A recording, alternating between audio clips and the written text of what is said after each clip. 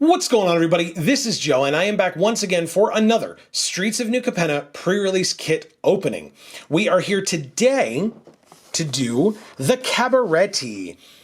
So for those of you who may have missed it, we have done plenty of these openings already, and so if you want to go check out any of those other ones, the iCard up in the top there will take you to the entire playlist, so you can check out all the ones that you may have missed. We did all 5 in one video up here at the top, and we have done each of them individually up to the Cabaretti at this point. Next week, we will have the last one with the brokers, so definitely stay tuned for that as well. Hey, while you're here, please don't forget to subscribe and ring that bell. Also, never pick up the check, so say the Cabaretti. So if you're looking for some advice, there you go. We have the Cabaretti family symbol all over this box in many different places. We have all these like punch-out things on the flaps for shield tokens or +1/+1 counters. There you go. And then the box itself comes from the inside, like so. We open it up, and we have another red die. From this set of 5, we had not had any duplicates yet. This is our first. Again, you know, make specialty dice if you're doing a 3-color set. You've done it before, do it again. I don't understand why you haven't, and that upsets me. And obviously I don't mean you, the viewer, I mean you, Wizards of the Coast. Building a pre-release deck is the little insert here. Let's learn about the Cabaretti. They are party monsters. Instead of party animals. The Cabaretti are a fun-loving cult of druids who throw the hottest parties in town. They are the glitterati of the city, and everyone wants to be invited to their feasts and dance halls. They use ancient magic to sway the opinion of the masses and keep the halo flowing. The party never ends if you keep paying, but the moment you stop, you might find it hard to leave. Very interesting. We did not find out a lot about the Cabaretti in the stories, so, you know, I'm sure there's a lot more to it than that. Here are our draft boosters. We have the insert here as well, and, or the divider, I guess would be what that thing is called. And we have a code for MTG Arena, which will be given away at a random point in the video, so stay tuned for that. And then, if you're unfamiliar with how these particular pre-release kits work, this is only 5 packs. Because we have a seeded pack. When you pick a particular guild, family, faction, etc. at a pre-release, like when they give you the option, it means that you're going to, inside of your kit, have a seeded pack, which is going to only have cards of your color trio, duo, etc. So like this can have red cards, green cards, white cards, green, white, red, green, etc. Only, or I guess colorless cards as well, because they want you to be able to cast your, to play the colors that you want to play, so they're trying to give you as best of a chance as possible to be able to do that. So, we start with a Rakish Revelers, very good card, again, gets to have the exile ability onto a land so that the land can tap for the 3 colors of mana that you need. So if you're missing like one of the 3 colors, this one helps you out quite a bit with that. Speaking of fixing, we have a Cabaretti Courtyard, also very good, can help you go get your basics to help you cast your spells. We have a Botanical Plaza, they give you 1 of the dual lands for the 2 colors, so the like Racer's Ring is in the set somewhere, but will not be in this particular pack. We have an Attended Socialite, a Cabaretti Initiate, a Witty Roastmaster, I like this one, Social Climber, I think this card's fine.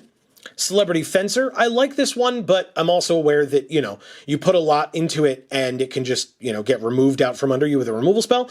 But if it doesn't, this can get very punishing very quickly.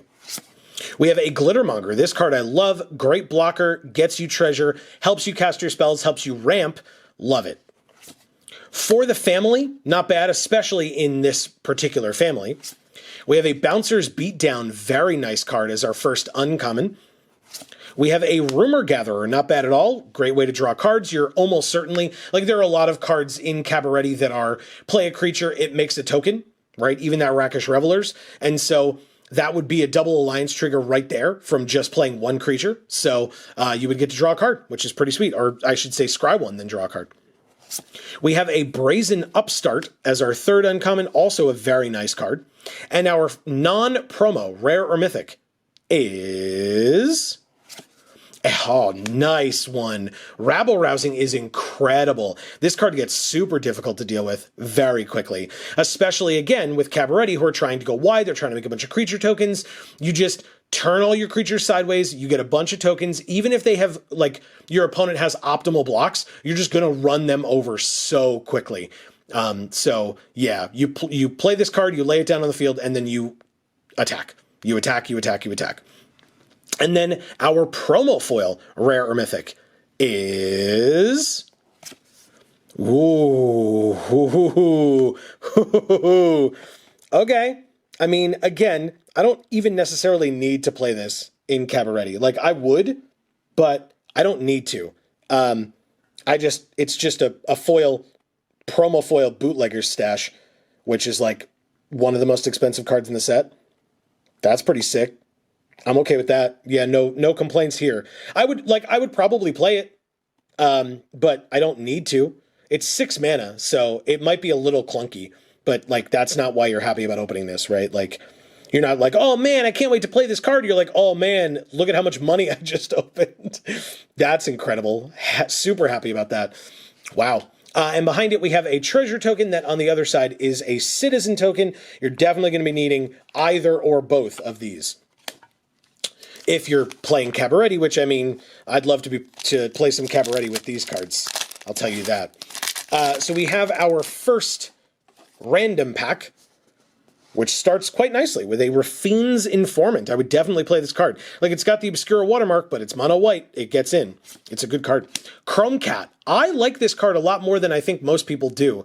I mean, it depends, I guess, on how many we get, but if it's the Gathering Throng is a great card in this set if you have more than one. If you have more than 2, it's insane, but even with 2, the card is just fine, and if that doesn't show you, it's just a 3/1. If that doesn't show you that a 3-mana, 3-powered creature is good, I don't know what will, and so this Chrome Cat is quite good. It even lets you scry one. Why not? Witty Roastmaster again. Yes, please. More Alliance triggers. I like it. Warm Welcome. I don't love this card as much. If we really need to put it in, I'd be feeling pretty bad about how our deck is looking, and so far I don't think I'm going to be feeling that way. We have a Dig Up the Body. Not bad, not for this deck. Celestial Regulator, there is the possibility of splashing into Brokers, which is a very good color trio, and if we do, then we'll be splashing blue or splashing into blue, and this is a very good card to play because flyers are insane in this format, so definitely something I would look into. But it's not something that I am like, oh, we're definitely also in Brokers, no question. We will have to see what other things we open that might pull us in that direction. We have a Skycrier, speaking of good flyers, not bad at all. We have another Cabaretti Initiate. I don't love this card as much. Like, we have 2 of them now, and it works okay. I would consider playing it, but it would probably be a pretty early cut. It is a 1-drop, so there's that. Rooftop Nuisance, a very good card. If we are splashing at all into blue, I would consider playing this one, definitely. This card wins games, it draws you cards, like, just absolutely great. Rafine's Silencer, so if we wanted to be in black, we could splash into Riveteers. Again, this is definitely not the card for that, but it's something to consider. It is as an option. But yeah, that's our first uncommon. We have a Pugnacious Pugilist. This card definitely gets in. Again, Riveteer's watermark, but it's mono red. It gets into Cabaretti, and when it attacks, you make another creature, which triggers Alliance triggers. Very cool and very important. And a Riveteer's Charm. So, okay, again, we could consider splashing black now. We have a good blue card. We have a good black card, so we can think about it. And so our next rare or mythic is Evelyn the Covetous. Now, notably, she is very heavy black, so even if we thought that she was very good in our deck, we would probably not be playing Evelyn, because if we're splashing black, we would also need to be splashing more. We wouldn't need to be splashing blue, I guess, because this could be black as well, but then we need double black, so regardless, this is a difficult card to play. But she's in her alt art. That looks pretty sick. I'm happy to have opened her, although we're probably not playing it. And then I think we have a foil back here as well. We definitely do. It is a foil common in Psionic Snoop. I mean, that's pretty sick looking in foil. I would not play it or try to splash for it in this deck because it's not great, but the foiling looks pretty sick. I like that. Behind it, we have a Plains and a Fish token. Not bad. Oh, okay. That one wanted to jump all over the place. We have another random pack. Let's see if it helps us out at all. Hey, look, the Riveteers. We did that one last week. Always finish the job. Ooh, a Hold for Ransom. Very nice. We haven't seen a lot of removal, I feel like, yet, and this is a very important piece of removal. I like it. We have an Antagonize. I don't love this card as much. If we really need to put it in, I would, but I don't see a world where we're going to need to put this in. We have Prize Fight. This is a removal spell, although I don't typically love this removal spell, just because a lot of the creatures in this set, especially in the Cabaretti, are going to be smaller. So either you're not going to be able to kill something big and scary on their side, or it's still going to be a trade. Sometimes that's important if you trade like one of your lesser creatures, like a Chrome Cat, for example, for like their 5/3 or their 6/3, something like that. But still, so this one gets in, but I don't love it. I wouldn't want too many of these. We have a Demon's Due. I mean, even if we're splashing black, I don't think this gets there. We have an Expendable Lackey. Again, even if we're splashing blue, I don't think this gets there, although this is a great card. A Boon of Safety. This card is fine. I think there are other people who are much higher on this card than I am. I think it's, like I said, just fine. We have a Racer's Ring. Hell yeah, we got there. So this is the alt art, which is also pretty sick, but it also is exactly what we need to help us cast our spells. It's more fixing in our colors, which is fantastic, because we already have the Botanical Plaza. Now we have a Racer's Ring. We have a Cabaretti Courtyard. That's good. The more of these, and I don't mean specifically Racer's Ring, but like fixing lands, the more of these, the better. We have a Security Bypass. Again, even if we're in Part Brokers, this probably isn't it. Glamorous Outlaw is both colors that we are not in. Usually, if you're in 2 of the 3 of these cards, because they're the exile ones, can cast themselves. This is not one of them, so unfortunate. We have a Paragon of Modernity. I like this card. I think that it would be okay to put in, especially if we're in a 4th color. Then you have the opportunity or the capacity to be able to activate this twice in a turn. That would be pretty nice. So something to be aware of, especially if we're splashing. But in general, this can like run away with games. So I would probably put this in. Again, flyers are insane in this format, so definitely a consideration. Graveyard Shift. I mean, if we're in black, this probably isn't bad. Like, even if you don't have the 5 or more mana values, just getting something back from your graveyard to the battlefield for 5 mana, not bad at all. Sorcery speed, instant speed, whichever, not bad at all. And it's definitely going to be late game, so you don't have to worry about like trying to have your splash color early on. So yeah, I would definitely consider it. But I don't think this alone is like, well, we're in black now, right? That's our first uncommon. We have a Glittering Stockpile. I don't love this one, to be honest. I guess it's fine. If we're like really hurting for splash, we can probably put this in, but I'm not clamoring over this one. And a Vampire Scrivener. This card's fine. We don't have a lot of life gain that I've noticed. I mean, I guess maybe like Social Climber or whatever. And Social Climber plus this seems pretty sick, but past that, I'm not really so sure.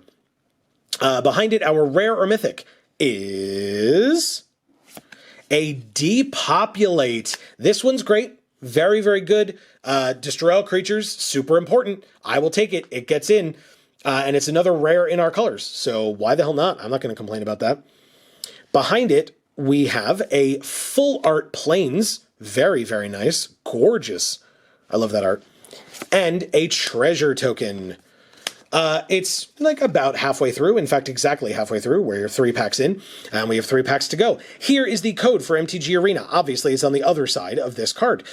Please be aware, if you have already used a code from a Streets of New Capenna pre-release kit, this one will not work for you. It is 1 code per account on MTG Arena. So be aware of that. But otherwise, this is our small way for now, that's kind of our only way besides actually saying it. This is our small way of saying thank you for watching our stuff. We really hope that you're enjoying everything that we're doing here on this channel, as well as on our other channels, Video Games for All and Gluten Free for All. You can check out both of those as well, linked down in the description box below. And we would love it if no matter what channel you're on, you would subscribe and ring that bell so that you will get those notifications whenever any of our videos come out. We really appreciate any and all support that you're willing to give. And please don't forget, we stream every Monday and Friday here on this channel, starting at 8 p.m. Eastern. On Mondays, if you're a fan of Magic the Gathering, we play MTG Arena, and then on Fridays we play whatever video game we happen to be playing at the time. We have recently been going through a Nuzlocke of Pokemon Fire Red, and you should definitely check that out because it has been a hell of a ride so far. We have an Exhibition Magician to start, not bad card at all. Again, it's a great way to make 2 creatures, double alliance trigger, like really good, and if you need the fixing early on, make a treasure, who cares? Great card. Especially for this deck. We have a Most Wanted. I don't love this one. I think it's whatever. Deal Gone Bad is a good card, not for this deck, but it's cool. Witness Protection, this card is fine. I'm not considering splashing into it. Another Hold for Ransom, I will absolutely play. We have an Antagonize, again. I said I don't love it. I still don't. If we're trying to splash blue, Broker's Hideout would be very helpful for that. And it probably gets in regardless because it's 2 of our 3 colors. And then if we're in blue, it's 3 of our 4 colors. So very, very nice. Shattered Seraph is 2 of the colors that we're not in, so it does not work for itself again, which is unfortunate. We have a Cutthroat Contender. We have a Security Rocks as our first uncommon. It is our colors. If we're making treasure, it's even easier to cast, but you're really not going to be able to do the thing that you want to do with this, which is cast it on turn 2 as a 5/4, because how the hell on turn 1 are you making 2 treasure? It's just not going to happen. But you could maybe cast it on turn 3 or 4. Oh, well, you can definitely cast it on 4. Maybe on 3. I doubt it, though. You're just going to cast this on 4 as a 5/4, and it's going to be great regardless. So very, very good one. It gets in. A Luxurious Libation definitely gets in as well. It's in our colors. It makes a citizen, so it's more alliance triggers. It helps in combat, either offense or defense. Regardless, this is quite a good one. And a Darling of the Masses, also in our colors. Fantastic uncommons in this pack for us. Holy crap. And this card's just phenomenal. I mean, citizens are in these colors. So yeah, very, very nice to see a Darling of the Masses. I like that quite a bit. All right. I mean, this pack's been great so far. What about our rare or mythic? It is an All-Seeing Arbiter. Damn. If you watched our last video, the Riveteers opening, this is hilarious to you because it's pretty funny to me. We opened an All-Seeing Arbiter, not in our colors, by the way. I guess if we're splashing blue, maybe, but like, I don't know. I mean, drawing 2 cards and discarding a card and then getting benefits for discarding certain cards, like mana values, among cards in our graveyard, like, interesting. I mean, it's a 5/4 flyer for 6, so it's got to be something I have to at least consider trying to put in, right? Yeah, splashing blue, I guess we'll see. We have the Broker's Hideout, so, and a fair number of ways to make treasure so far. Interesting. It's a mythic. I mean, it seems pretty good. We have a foil? We have a foil. It's a foil uncommon in Forge Boss. This is not really what we're trying to do in this deck, and the foiling pattern is okay. Yeah, it's okay. The fire back here I thought would look cooler, and it kind of doesn't. I wish it did, but it doesn't. And then like his back like lit up like that because of the fire kind of looks cool. But yeah, this card, like its abilities are not really what we're trying to do in this deck, so it probably doesn't get in, and it looks, like I said, just okay. We have a Mountain and an Ogre Warrior token. Very nice.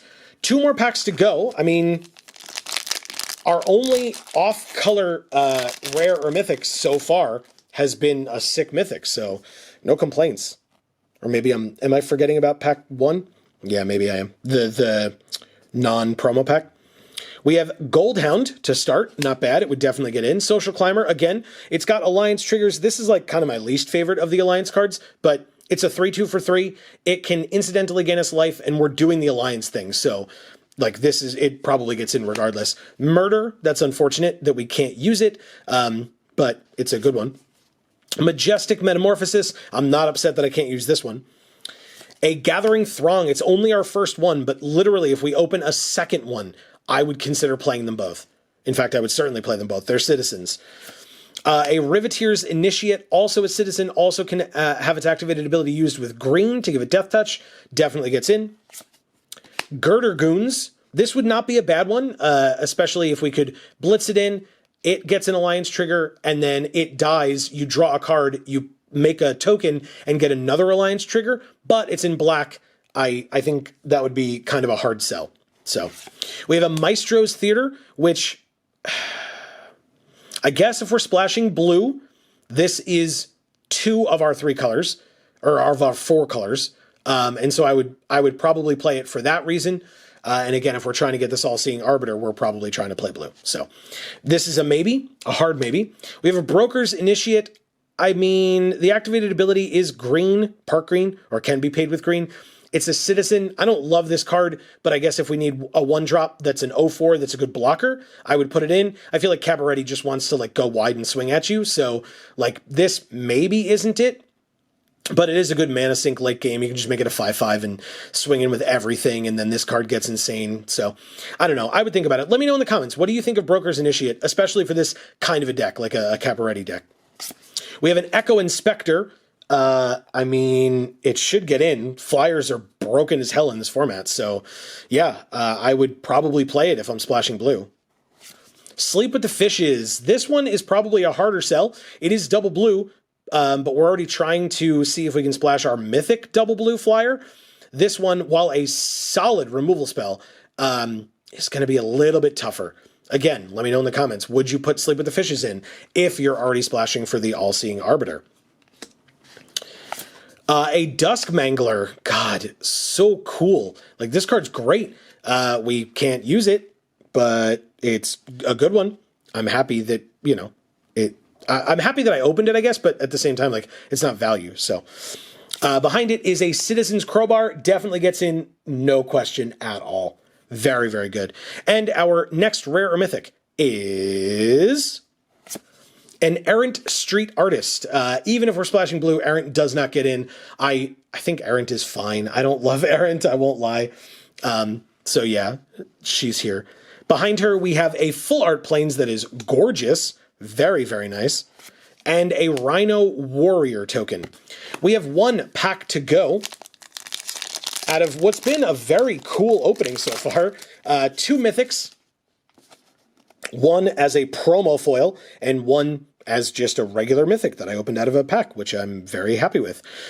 We have a Celebrity Fencer. Again, lots of alliance triggers going on. This definitely gets in. Exhibition Magician, double alliance trigger off of this one, or at least it could be. Definitely gets in. Prize Fight, like I said, I don't know that I'd want more than 2, and the second one would probably be a push, so we will see. Extract the Truth, not for this deck. Cool art, though. Psionic Snoop, we already have the foil of it. Waterfront District, no. It's both colors that we're not in, so even if we're splashing blue, this is like worse than an island because it enters tapped. I mean, you can, and you, yeah, because we wouldn't be able to sack it to draw a card, so it's just worse than an island in this deck. A Mayhem Patrol, not bad. For the family, I again, with this one, I think a second one of these would be kind of a hard sell. The first one would be kind of iffy for me, just, you know, in general, but the second one would be probably a no, and the first one would be a maybe. Daring Escape. Again, also not one that I love, even though it's in our colors. If I needed 23rd, I would consider it, but it's not a hard consideration. We have Illicit Shipment. I don't love this card, and it's not for our colors. It's our first uncommon. Windshield Agent is a good card, but not really like the splash card that we want, so probably not. And a Disciplined Duelist. This one I would probably put in if we're splashing blue. I think that blue splash is going to be a little tough, so people can let me know their thoughts, as always. Would you splash blue for the All-Seeing Arbiter? And or this Disciplined Duelist and other things that we've opened, like the Echo Inspector. But yeah, I love this alt art. It's so cool. Very Art Deco. Amy and I were talking about this recently, but yeah, this is very Art Deco. And so our last rare or mythic, unless we get lucky with like a foil, is A Cabaretti Ascendancy in the Cabaretti kit. Hell yeah. I mean, why not? If you don't put it into your hand, you may put it on the bottom of your library. Hell yeah. It's just like card draw or scrying and fixing, and or not fixing, but filtering. Beautiful. Love it, love it, love it. Okay. And then like I said, I think we have a foil back here. Oh, it's going to be something good. Uh-oh. Yeah, it is. Oh, man. Talk about splashing blue. But also, holy crap. This kit's awesome. It's a foil, full art, or borderless, whatever you want to call it, alt art Xander's Lounge. Holy shit. That's amazing. In the same thing with a foil bootlegger's stash, promo foil bootlegger's stash. Good Lord, man. That is incredible. Wow. Okay. Well, call me that luck sack in the comments. Jesus. Very happy about that. Speaking of blue, we have this island and the punch-out card with ability counters, shield counters, and +1/+1 counters. I mean, wow. There are 2 cards I'm leaving you looking at for this one. Wow. Yeah, it really left me sweating. I felt like we weren't getting a lot of good stuff early on in these openings, but I mean, you know, really? Like, is there a way to like show that it's foil better? Because you can tell with the land, but kind of. Anyway, everybody, let me know, like I said, let me know your thoughts in the comments down below. I don't think I need to ask. Like, I know what people's thoughts are. I'd be upset with me if I was watching somebody having opened this. That's really sick. Holy crap. Wow. Yeah. Hey, everybody. Thank you so much for watching. I do genuinely want to know, if you opened this kit, 1, would you play the bootlegger stash? 2, would you splash green? Or green. Wow. Sorry, I was looking at the bootlegger stash. Would you splash blue? And if so, which cards for? I mean, the All-Seeing Arbiter is there. That's very good. We've got like 3 awesome or 4 awesome on-color rares and mythics. So like, you know, we wouldn't have to, but like with Xander's Lounge, Maestro's Theater, Broker's Hideout, we could do it. But yeah, I'd love to know your thoughts down in the comments below. Like I said, feel free to call me a luck sack. I come on stream and yell at me about being a luck sack. Like I said, Mondays and Fridays starting at 8 p.m. This opening was fantastic. Thank you all so very much for being here. I really hope you enjoyed. Wow. Yeah, that's going to be the end. Please don't forget, as I mentioned earlier, to subscribe and ring that bell, do all that fun YouTube stuff. If you liked this video, hit that like button, because I sure as hell liked this video. But for now, from us here at the Geek for All family of channels, I have been Joe, and as we always say, in whichever video of ours you watch next, we will see you all next time. Thanks, everybody.